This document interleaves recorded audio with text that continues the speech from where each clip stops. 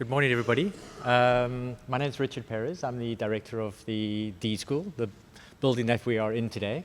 Got a quick 5-minute presentation just to sort of try and get you a little bit aware of what we do here at the D School and how we fit into the UCT ecosystem.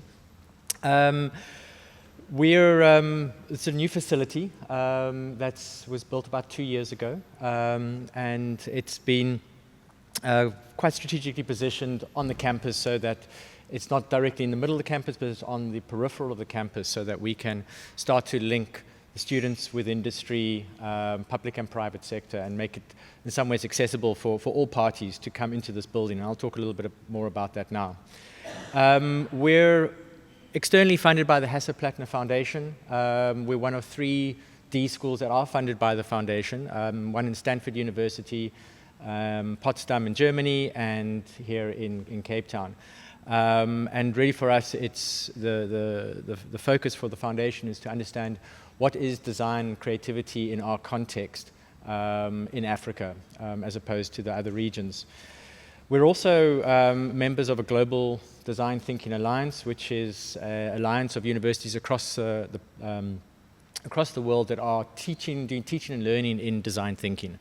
And there's a lot of collaboration from a research perspective, teaching and learning, and practice. So although we're based here at the University of Cape Town, our mandate really has a very strong African focus. It's starting to build research and pedagogy around design thinking within our context, emerging market context, the complexity we have on the continent, and really start to bring that into the curricula at the university. And I'll talk a little bit now about sort of the programs that we run here. So our strategic focuses at the D School is very much predominantly teaching and learning. This building is made up of about 4 or 5 studios. They are basically teaching and learning venues where we teach design and design-led thinking mindsets.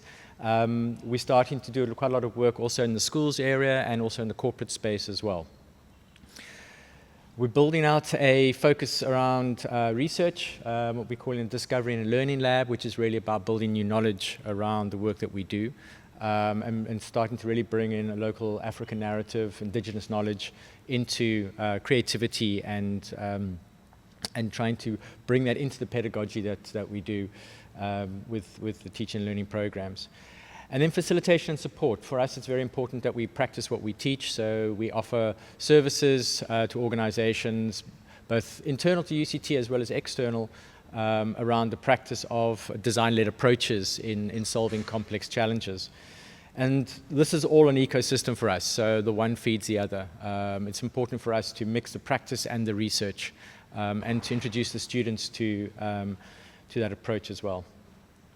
So a little bit around what is design thinking. You're probably sort of scratching your heads, saying, well, what is the purpose of a facility like this and the work that we do? For us, we very much look at the world of work and where the students are graduating into after they leave university. And there's a number of framings that one can look at. A lot of us refer to this world as a world of VUCA, a world which is volatile, uncertain, complex, and ambiguous. Another framing is Barney, brittle, anxious, non-linear, and incomprehensible. So are we preparing our students for this world? Whether you're doing an engineering degree, law degree, health science, humanities, are students being equipped with the foundations for when they go out into the world to be able to work efficiently in this sort of environment? And the research basically talks about a world which is changing and is complex, and traditional forms of logic and sense making are no longer adequate, and we need to enhance that. And that's really where design and design thinking and the mindsets and practice behind design are starting to gain a lot of traction.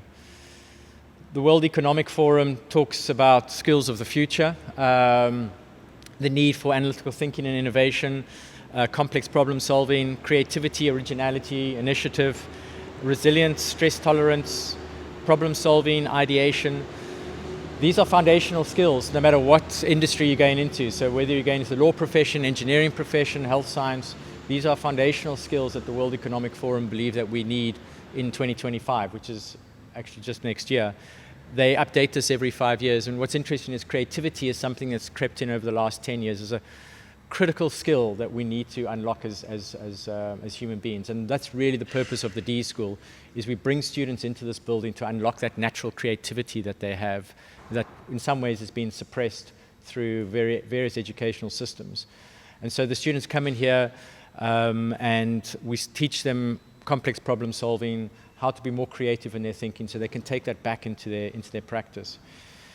And so when you overlay the skills that you typically would be exposed to from a design education, there's a direct overlay with these skills that the World Economic Forum has identified. And that's really why design has gained a lot of traction over the years. So the value of design is not in the end object, the thing, the product, the service, the experience.